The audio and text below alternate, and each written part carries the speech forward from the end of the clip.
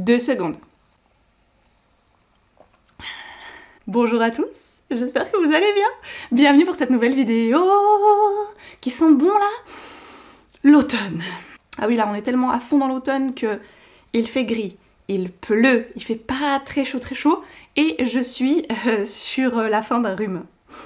Voilà, parce que c'est la rentrée et donc forcément... Vis en fusion avec ton enfant. Je vais vous rapprocher un peu.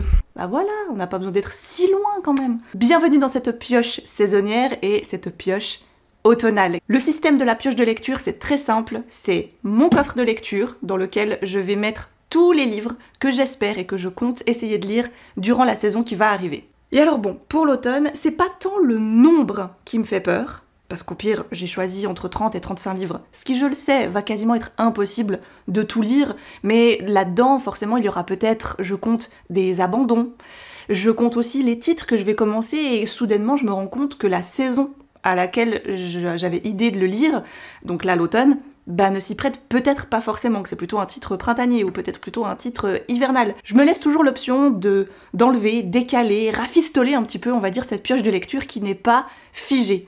C'est pas parce qu'un livre, j'ai décidé de le lire cet automne 2024 que je dois absolument le lire cet automne 2024. Non, là, c'est pas tant le nombre, c'est la taille des livres que j'ai choisis.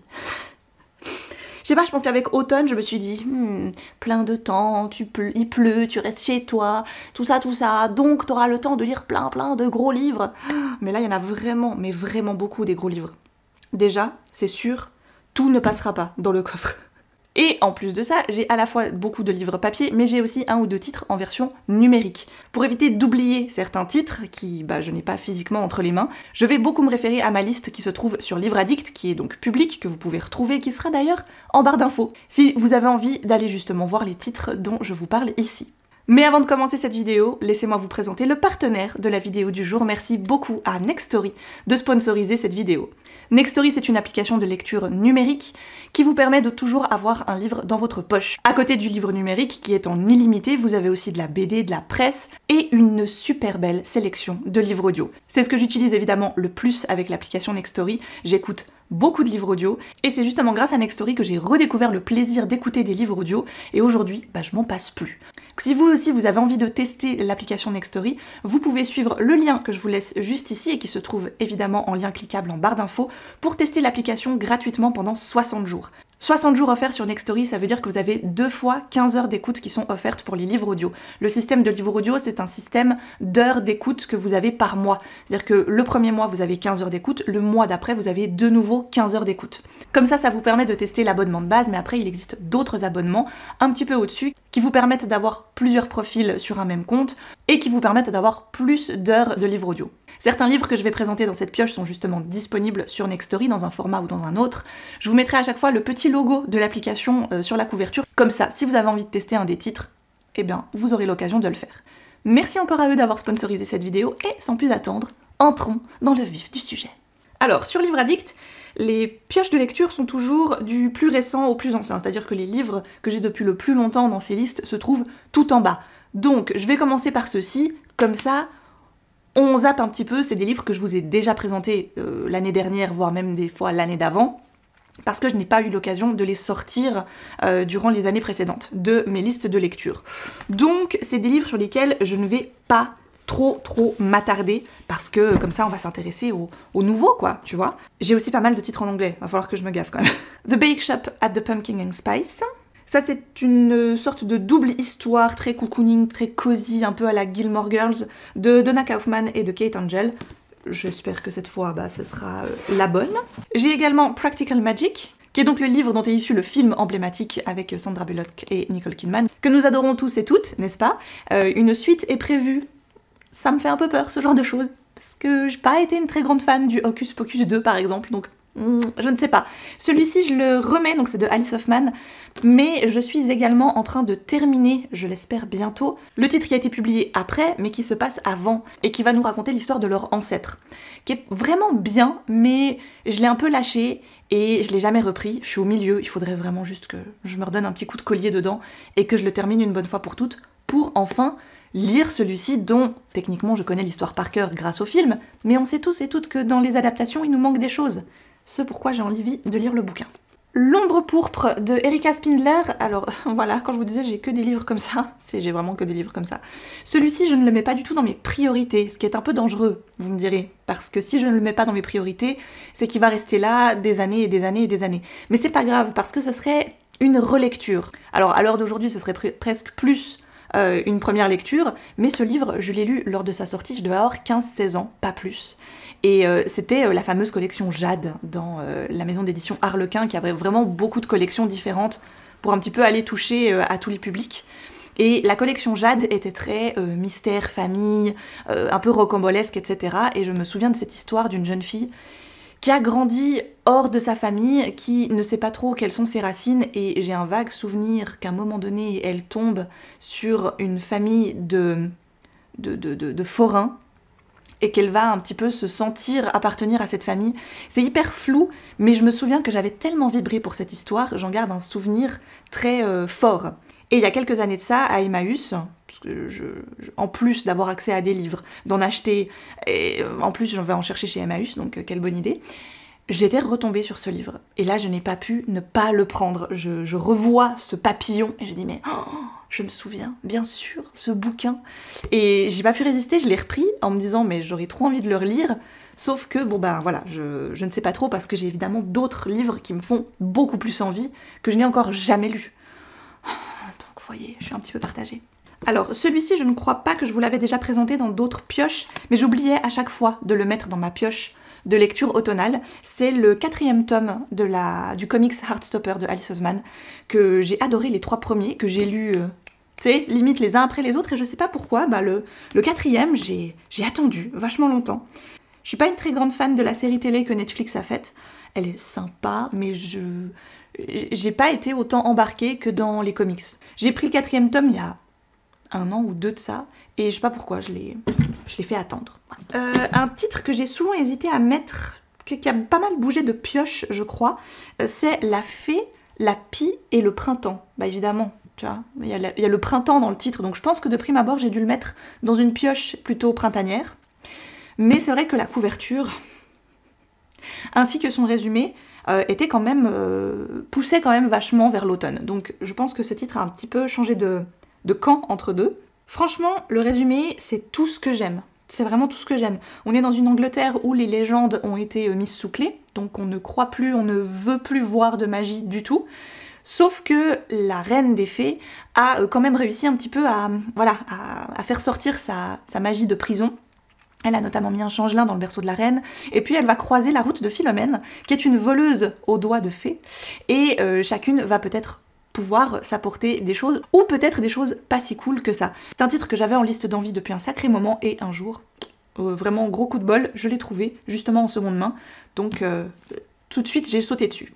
Celui-ci, je me dis que ça pourrait être un livre un petit peu à lire, une histoire par-ci par-là. Je vous parle de Feu de camp, qui est une compile parue chez Michel Lafon, je crois, l'année dernière, qui reprend le podcast du même nom, j'imagine. Moi, je n'ai jamais écouté ce podcast, qui est sur Énergie, d'ailleurs, tiens.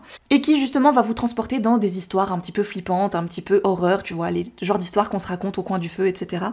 Et il y a une histoire inédite à l'intérieur, mais bon, pour moi, elles sont toutes inédites, vu que je n'ai jamais écouté ce podcast. J'aime bien ce format, parce qu'en plus, il a des images qui font un peu peur, mais il est illustré.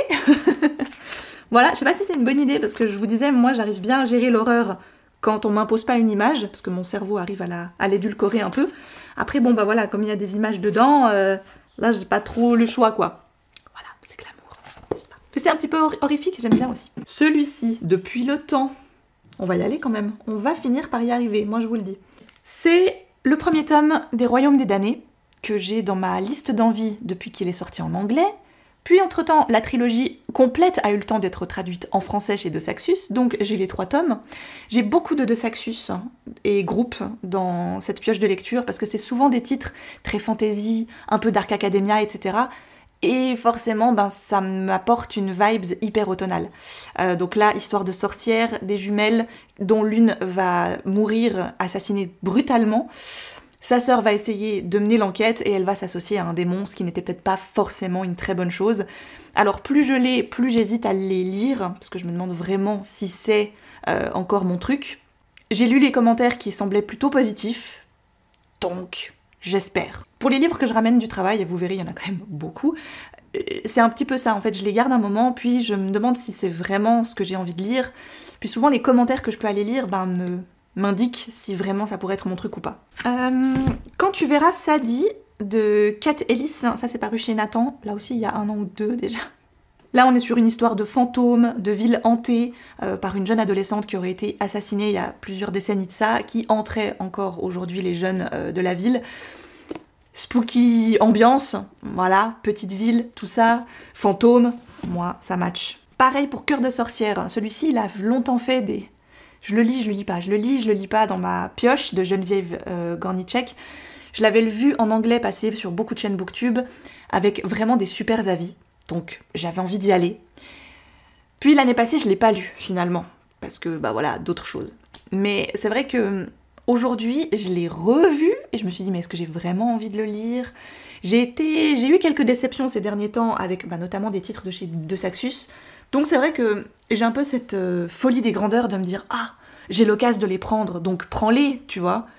Mais si au final c'est pour être déçu, est-ce que ça vaut vraiment la peine de les prendre? Bien sûr qu'ils sont beaux, mais la beauté d'un livre ne fait pas tout. Voilà, on est bien d'accord. Et ça... c'est tout un débat et c'est tout un questionnement qu'on doit se faire. Celui-ci, justement, j'y ai longtemps réfléchi. J'ai été lire énormément d'avis. Beaucoup de gens l'ont vraiment beaucoup aimé. Donc j'espère que ça mélange en plus ce côté que j'aime beaucoup avec les mythologies nordiques, dont on sait finalement assez peu de choses. J'ai envie, tu vois, que ça matche entre lui et moi, parce que ça mélange vraiment des thèmes que j'adore entre sorcellerie et mythes nordiques. Donc, vraiment, s'il te plaît, sois bien.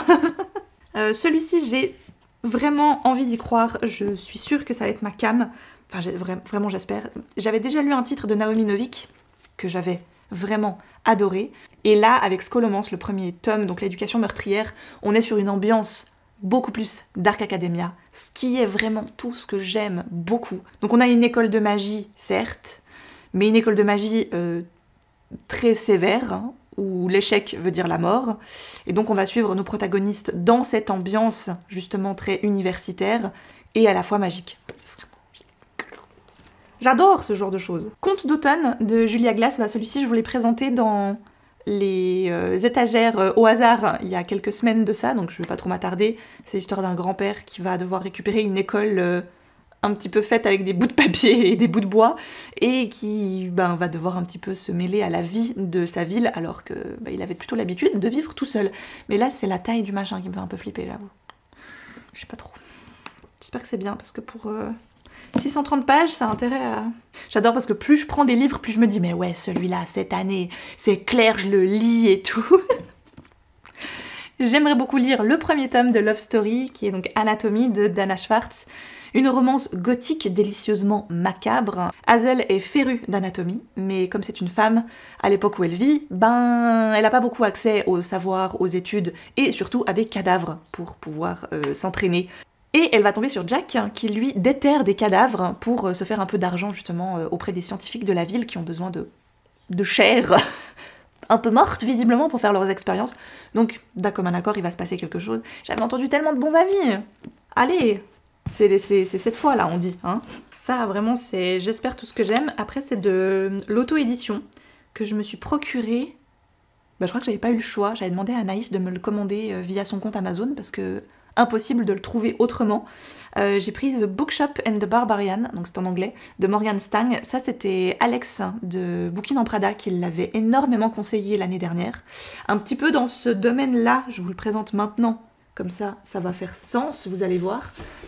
J'avais acheté, mais là en version française, Légende et Laté, qui donc sont un petit peu du même acabit, ce sont des cozy fantasy, comme on appelle ça, avec des relations entre personnages qui tournent autour d'endroits un petit peu chill. Là notamment, on aura une sorte de petite échoppe, de petit magasin qui est tenu par un personnage et qui est un petit peu martyrisé.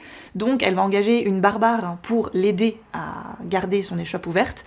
Sauf que la reine au pouvoir en ce moment va leur mettre des bâtons dans les roues. Et moi ce qui vraiment me voilà, me fait vibrer. Le premier et le dernier paragraphe du résumé, qui dit donc, voilà, explorez toutes les pièces, prenez quelque chose de sympa sur l'étagère, ayez un petit moment réconfortant à lire autour du feu avec la petite cozy fantasy par excellence. À la toute fin, on te dit que The Bookshop and the Barbarian, cozy comédie fantasy, avec plein de jolies tranches de vie, une romance saphique, qui célèbre à la fois les livres, l'automne, l'hiver, la communauté, l'amitié et un amour, comment dire, surprise un petit peu quoi, qu'on n'attendait pas. Ce que j'aime bien, c'est qu'il est pas trop grand, donc je pense que l'autrice y va pas trop par 4 chemins non plus. On est sur à peine 200 pages, et Alex, l'année dernière, l'avait vraiment super bien vendu, donc voilà, je me l'étais procuré en mode il est petit, ça va le faire. Legend et Latte, quand je m'y suis intéressée, il était que en anglais, puis j'ai attendu pas très longtemps, cela dit, il était sorti en français. Voilà, donc ça c'est de Travis Baldree. Donc là, on va tomber sur Vix, qui est une orque mercenaire qui a décidé de se ranger, elle en a marre qui n'est plus mercenaire quoi, et qui a ouvert un café, et qui fait découvrir cette boisson étrange qu'est le café aux personnages de fantasy qui sont un petit peu étonnés de cette étrange boisson, et bien sûr qu'il y aura plein de petits moments un petit peu drôles, fun et d'aventure également. Donc ça aussi, ça a l'air vraiment tout ce que j'aime, une tasse de fantasy, des tranches de vie savoureuses et un zeste de romance. Ça, à la base, j'avais pas vraiment prévu de le lire, je l'avais acheté chez Emmaüs parce qu'il était joli, je trouvais la couverture très belle, donc je me suis dit ça fera une déco pas très chère. C'est le Sleep No More de P.D. James avec 6 contes meurtriers. Et voilà. Finalement, quand j'ai vu le truc, quand j'ai lu le tout, je me suis dit bah en fait oui, il est joli et en plus je pense que je vais vraiment le lire. J'étais un peu triste au début parce que je me suis dit mince, je l'ai pas lu l'année dernière alors que j'ai fait des pieds et des mains pour l'avoir et j'ai pas pris le temps de le lire, et cette année il est sorti en poche. Mais je me suis souvenu ensuite que j'avais pris la magnifique, trop belle édition de chez Phibbs. Je vous parle de If We Were Villains de M.L. Rio, qui là aussi est un concentré de Dark Academia, très shakespearien, qui tourne autour d'une troupe de théâtre. Ce livre, du moment qu'il est paru en anglais, je l'ai vu partout. Il était dans ma liste d'envie depuis un sacré moment, j'étais à ça de l'acheter en anglais parce que j'avais vraiment envie de le lire, et tada, une traduction est arrivée. Alors voilà, moi j'ai pris, je me suis permise de m'offrir l'année dernière la magnifique édition. Je vais le chérir, j'espère vraiment aimer, mais je ne me fais pas trop de doutes. Je pense que je vais tomber dedans, parce que je sais que c'est ma came. Ça, c'est une de mes hésitations. Celui-là, c'est vraiment... C'est pas que je le laisse en stand-by, je vais vraiment essayer de le lire parce que j'ai vraiment envie. J'ai aussi là vu beaucoup de très bons commentaires. C'est juste que je ne sais pas trop si ça va vraiment être mon truc. Dans cette ambiance à la fois magique et un peu Dark Academia. Babel. Et oui, de R.F. Kuang, donc... Elle est très belle, elle est aussi énorme. Non mais regardez-moi la taille de ce machin quoi, oh my god. C'est pas que la taille des livres me fait peur, c'est que la taille des livres me fait peur quand je ne suis pas sûre que ce soit vraiment mon truc. Pourtant, sur le papier, donc le résumé, ça vraiment ça prend tout ce que j'aime. C'est juste que à force d'avoir été un petit peu déçue de certains titres de chez De Saxus, enfin de pas avoir été 100% conquise, plutôt je dirais ça, parce que la plupart du temps j'aime bien les histoires, mais je trouve qu'il manque quelque chose. C'est vrai que j'y vais de plus en plus à reculons. Disons que si je n'avais pas l'occasion d'avoir les livres directement à mon bureau, je les prendrais pas, je pense pas que je les achèterais forcément, ou peut-être en tout cas pas dans ces éditions là, c'est sûr, parce que j'ai été trop de fois un chouï déçu. Enfin déçu, un peu... Il manquait pas grand chose pour que ce soit encore meilleur. Je sais qu'ils ont eu des problèmes de traduction, après il paraîtrait que ça s'est un petit peu amélioré, donc j'espère qu'on est justement sur cette amélioration. Bref, Babel. Ambiance Oxford, dans une aile spécialisée dans les traductions, et on va suivre un jeune orphelin qui a été recueilli par un grand professeur visiblement, et qui va se donner les moyens et qui va essayer d'entrer dans cette fameuse aile de traduction. Mais, évidemment, ça ne va pas se passer comme prévu, et il paraît... Encore une fois, j'ai lu des super commentaires, donc j'espère, là en l'occurrence plutôt, que la traduction vaut le coup, qu'elle est bien, parce que si dorénavant je dois plutôt acheter en anglais, oui, mais ça veut dire que je lis moins vite, que je lis moins, que je suis peut-être un peu moins motivée aussi, et je pense que celui-ci ne passera pas dans le coffre par contre. Voilà. Je vais le laisser en dehors lui. Celui-ci, je me fais pas trop de soucis, par contre, je sais que je vais vers une valeur sûre, je pense. Regardez, on a le même sourire. C'est le tome 2 de la duologie Ça de Stephen King, bien évidemment. J'ai lu le premier tome cet été et j'ai été conquise. J'en attends pas moins du tome 2, je pense que la finalité de l'histoire va me plaire. D'ailleurs, il est plus petit que le tome 1. Stephen King, qu'est-ce qui s'est passé? Ça, c'est un cadeau que m'a fait une abonnée de base, et puis finalement, on a commencé à bien sympathiser, on échange assez régulièrement en messages sur Insta, et beaucoup en commentaires aussi sous mes vidéos. Elle m'a offert Pages & Co, qui est donc Tilly and the Book Wanderers de Hannah James. Ça a été traduit en français, si jamais, mais je crois qu'ils ont abandonné la suite de la saga, et ils n'ont pas tout traduit. Si je dis pas de bêtises, c'est chez Fleurus, d'ailleurs. Voilà. Donc ça, c'est un middle grade, donc je dirais 10-12 ans par là autour. Donc on va rencontrer Tilly Pages, qui est une jeune fille qui a toujours grandi dans la librairie de ses grands-parents, et depuis la disparition de sa mère. Et donc elle vit parmi les bouquins, et un beau jour, un personnage d'un de ses livres va sortir du livre. Voilà. Aventure, aventure. Ça et ça, je les prends ensemble parce que vraiment j'en ai tellement entendu du bien que là j'y vais vraiment avec confiance. Parce que je sais que Lily Bookin les a lus. Le dernier là, d'ailleurs le deuxième, elle l'a adoré. Vraiment coup de cœur de sa part. Donc j'y vais avec encore plus en me disant genre ouais cool, si ma Lily elle a aimé. Normalement on était, quand on avait le club de lecture des moldus de lecture, c'était il y a fort longtemps cette histoire, peut-être que vous étiez déjà là, comme on était 5, Emily, Nin, Moody, Lily et moi, on avait toujours un petit peu souvent Alicia et Nin étaient du même avis, et Lily et moi étions du même avis. Et puis Emily était toujours un petit peu entre les deux, à pas totalement avoir aimé, mais pas totalement avoir détesté non plus. C'est vrai que souvent avec Lily on partageait le même avis. Donc quand elle dit qu'elle a aimé, qu'elle a bien aimé, ça c'est pas le coup de cœur, mais qu'elle a bien aimé l'encyclopédie féerique d'Emily Wilde, je me dis let's go. L'histoire d'une femme qui va partir au fin fond de l'Angleterre, je crois, pour aller à la recherche de fées qui sont pas forcément très gentilles, mais qui sont assez rares, pour mener à bien une encyclopédie féerique, justement, qui va tomber sur un collègue avec qui ça ne matche pas très bien. Donc bon, je pense qu'il y a un petit semblant de enemies to lovers que je risque de pas spécialement apprécier, mais toute la partie recherche féerique, etc., ça devrait le faire. D'ailleurs, Elise de la chaîne A Book and the Cup l'a aussi lu en anglais, je crois que même qu'elle a déjà lu le tome 2, et elle a vraiment bien aimé également. Et celui où Lily m'a vraiment convaincue, a fini de me convaincre, on va dire, c'est Divine Rivalité de Rebecca Ross. Pourtant là aussi, à la base, je pense que les deux personnages ne s'aiment pas spécialement, mais l'idée de cette jeune fille qui va écrire à son frère par un moyen magique, c'est-à-dire que dès qu'elle lui écrit, elle glisse l'enveloppe sous la porte de son armoire, et la fois d'après, l'enveloppe n'est plus là, donc elle disparaît, et elle s'imagine, en tout cas, très fortement, que c'est son frère qui récupère les lettres. Sauf qu'un jour, elle va recevoir une réponse qui, visiblement, vient pas de son frère. C'est embêtant, voilà. Et on est dans un moment très charnière de leur histoire, vu que le monde est en guerre à cause d'une guerre de dieux. Ça, je me dis, waouh, ça prend des proportions énormes en fait, et pourquoi pas. Piranesi de Susanna Clarke, que j'avais pensé d'abord prendre chez moi au boulot justement en français, et puis, je sais pas, finalement, je l'ai un peu laissé tomber.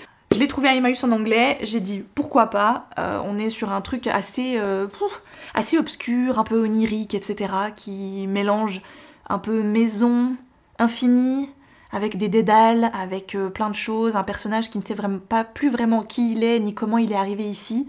Ça m'intrigue pas mal, je vous en dirai plus, j'espère, cette année. Dit la fille qui croit vraiment qu'elle va lire tout ça. En version numérique, et donc c'est pour ça que je me réfère à ma liste, pour éviter de les oublier, j'ai sur ma liseuse La Malédiction d'Oxford, qui est un titre qui revient pas mal dans les recommandations type Dark Academia, justement. J'en ai quelques-uns qui sont dans ma liste d'envie, certains sont en anglais, donc j'attends.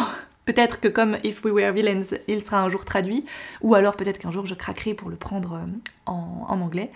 Pour La Malédiction d'Oxford, j'ai remarqué que j'avais l'occasion de l'avoir en numérique au boulot. Bah ni une ni deux, je l'ai pris. Vous l'aurez compris, on est à Oxford et on va suivre une jeune étudiante qui n'est pas du tout là pour les fêtes étudiantes ou ce genre de trucs-là. Elle veut enquêter sur les endroits que sa mère aurait fréquentés plus tôt quand elle-même était étudiante dans les années 90 et savoir pourquoi, quelques années après son université, elle s'est suicidée. Est-ce que ça a un lien avec les étudiants avec lesquels elle était en classe à ce moment-là ? À la fois enquête et à la fois ambiance universitaire, moi c'est un mélange que j'aime vraiment beaucoup.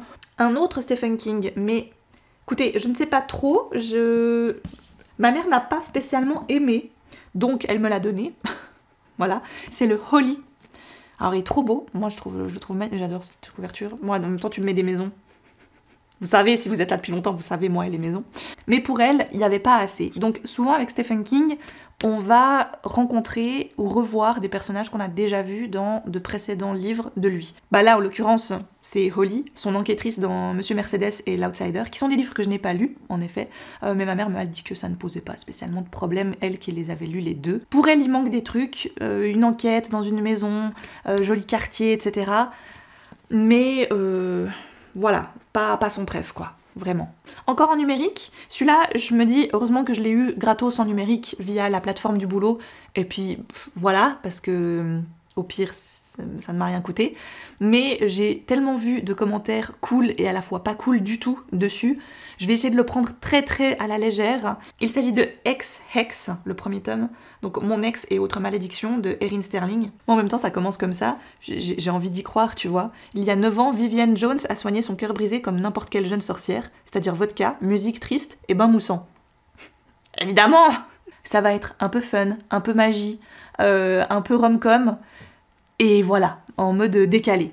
Je pense que ça peut le faire, parce que bien sûr son ex va revenir en ville, donc elle va essayer de l'ensorceler, je pense, pour éviter, tu vois, pour s'éviter une nouvelle peine de cœur, tout ça. J'ai pas lu que des bons avis, mais je pense que ça peut être funky fun. Voilà, j'aime toujours avoir un livre en cours en numérique, parce que comme ça, quand tu es à droite à gauche... Alors, bon, là c'est un loupé, donc je vais pas mettre le bon dans le coffre, mais c'est pas grave. Il faut que je lise vraiment la suite de la Guilde des Ombres. Je devais mettre le tome 3 pour l'automne, parce que j'étais censée lire le tome 2 cet été, mais je l'ai pas lu, donc je vais le lire cet automne. Donc je décale, c'est pas grave. Ça, je réfléchis encore, qu'est-ce qui m'a pris. Ça, des fois, je me dis, mais pourquoi t'attends pas que ça sorte en poche? Ou pourquoi tu laisses pas un peu le truc... mûrir et tu verras plus tard si vraiment ça t'intéresse ou pas. Mais bon, écoutez, maintenant le mal est fait, je l'ai acheté. Il s'agit du premier tome de la fameuse saga Fourth Wing, oui, de Rebecca Yarros, qui a fait parler plus que parler, hein, n'est-ce pas, sur les réseaux. Alors, je me suis laissée conseiller et je l'ai prise j'allais dire en français, non, en anglais, pour éviter au maximum ce petit problème de traduction dont il souffrirait visiblement. Voilà, alors peut-être que des gens l'ont lu en français et n'ont pas vu le problème et vont me dire ça allait très bien.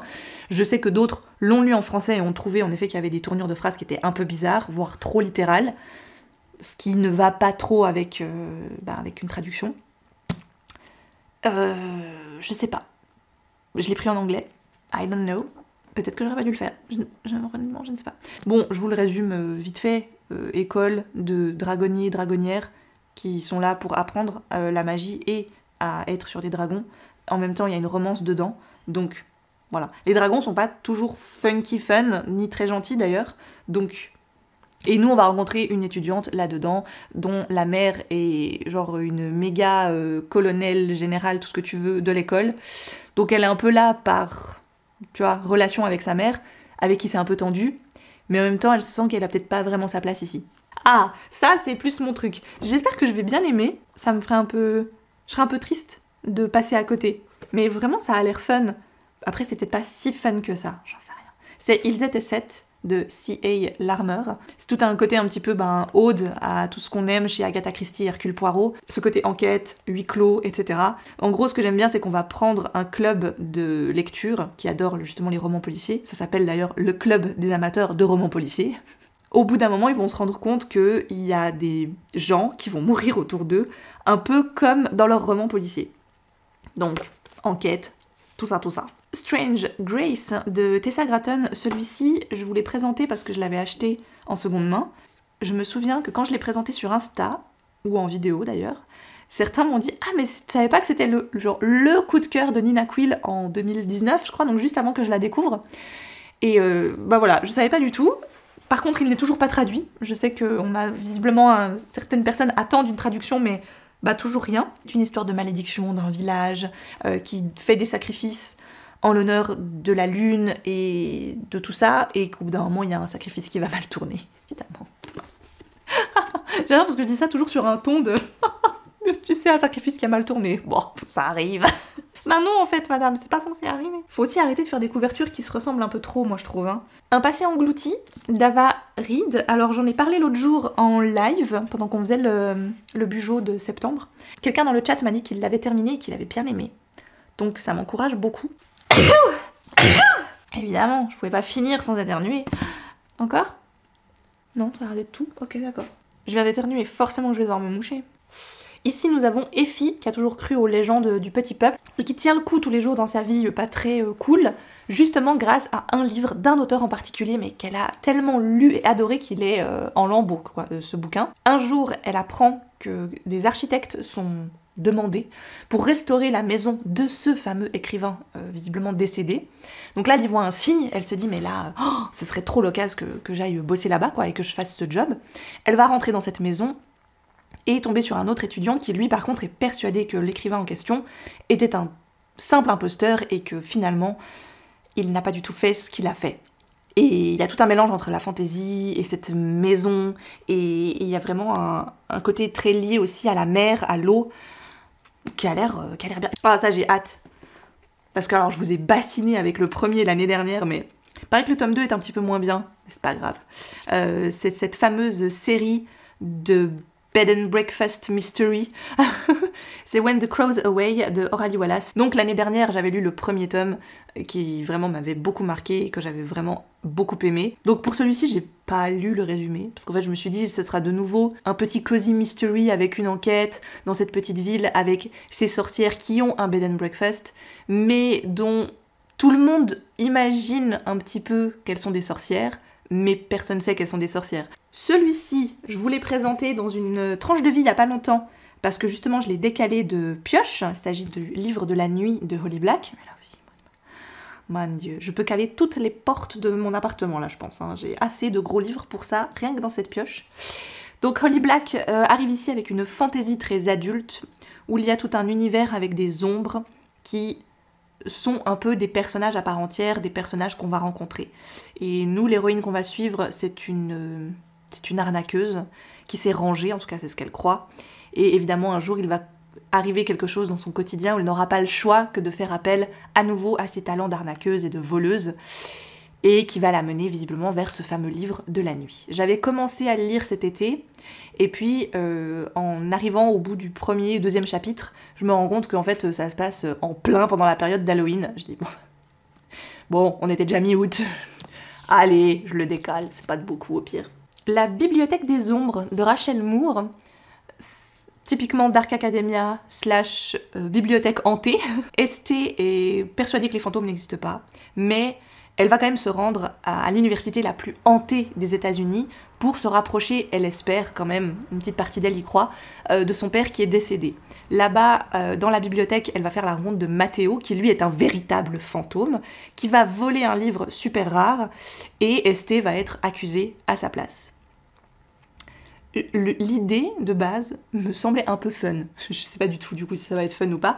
Et le dernier de cette liste, que j'ai acheté plus ou moins sur un coup de tête l'autre jour, d'ailleurs j'ai encore laissé l'étiquette, bravo, parce qu'on était en ville, on s'est fait vraiment une petite sortie, mais tout ce qu'il y a de plus cool entre nous, tout bien. On a été se faire un ciné, on a été se prendre un petit resto, un petit iced latte, puis ensuite on a été flâner en librairie et j'ai lu les premières pages de Un meurtre absolument splendide de Julia Sills. C'était aux éditions du Masque. Alors j'ai bien aimé cette couve. Ça par contre c'est un petit peu trop flashy pour moi, mais bon. Ah j'adore. Oh purée. Ah là ça pousse loin. Romance plus mystère égale romancetérie. Il faut arrêter avec ce genre de code, hein. C'est pas possible. Ce qui m'a fait craquer, c'est cet esprit très victorien d'une jeune femme qui va mener une enquête avec les moyens du bord, dans un côté un peu bal, un peu Jane Austen, etc. Allez, j'ai dit, j'ai envie de marcher, je prends. Voilà. Oh my god, comment je vais faire pour lire tout ça? S'il vous plaît, donnez-moi 6 mois d'automne en fait. Mais je pense que la plupart, du moment que je serai dedans, ça va aller vite. Comme on arrive dans ces périodes de toute manière où tu ne sors pas beaucoup parce qu'il fait moche, il fait gris, il fait froid, moi je pense qu'on va être bien. Enfin en tout cas je me suis confectionné pour moi une pioche dans laquelle je me sens bien. Et j'ai quand même pas mal de titres sur lesquels j'aimais quelques hésitations. où je ne suis pas trop sûre, mais où j'espère que ça va le faire, parce que c'est quand même rare que je mette un livre dans une pioche en me disant « Bah, au pire, c'est nul, puis c'est pas très grave. » Non. Non, la plupart du temps, j'espère que ça va le faire. Je vous présente encore juste le livre que je suis en train de lire et qui m'aura donc accompagné pour cette transition été-automne au niveau de ma pioche. C'est My Best Friend's Exorcism de Grady Hendrix, qui nous parle justement d'un exorcisme fin de l'été entre des camarades de classe, une étudiante qui s'est faite visiblement possédée par un démon parce qu'elle agit hyper bizarrement. On est en plein dans les années 80, il y a une ambiance un petit peu slasher et comédie d'ado. Bref, je passe un bon moment pour l'instant, je rigole bien et il y a ce côté un peu deg et flippant du côté exorcisme et possession avec un démon, tu vois. Voilà, d'ailleurs ça a été traduit c'est en français, et je crois même qu'il y a eu un film. Voilà, si tout à coup ça vous intéresserait. Avant que ma caméra ne surchauffe, je termine cette vidéo ici, j'espère qu'elle vous a plu. N'hésitez pas, en barre d'infos, vous avez tout ce qu'il vous faut, que ce soit pour accéder à Nextory avec les 60 jours offerts. Vous retrouvez également toute la liste des titres des livres que je vous ai présentés ici via mon profil Livre Addict. Moi, il ne reste plus qu'une chose à vous dire.